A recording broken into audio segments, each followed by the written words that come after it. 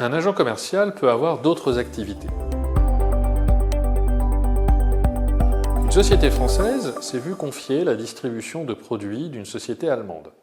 La rupture des relations est survenue après 30 années de relations commerciales sans qu'aucune indemnité ne soit versée au distributeur.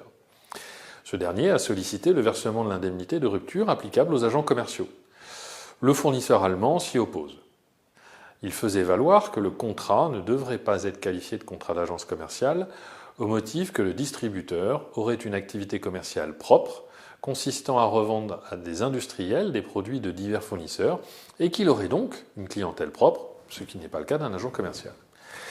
La Cour rappelle que la directive du 18 décembre 1986 applicable en matière d'agence commerciale prévoyait la possibilité pour les États membres de prévoir que l'activité d'agent commercial exercée à titre accessoire pouvait être exclue du régime des agents commerciaux.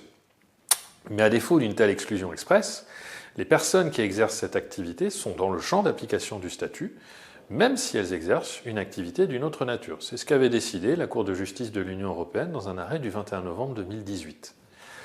L'article L134-15 du Code de commerce français prévoit pour sa part, je cite, que lorsque l'activité d'agent commercial est exercée en exécution d'un contrat écrit passé entre les parties à titre principal pour un autre objet, celles-ci peuvent décider par écrit de ne pas soumettre aux règles de l'agence commerciale leur relation. La Cour de cassation note que le cas d'espèce ne correspond pas à cette hypothèse puisque dans l'affaire concernée, l'autre activité exercée par l'agent ne résulte pas d'un accord conclu avec ce fournisseur allemand.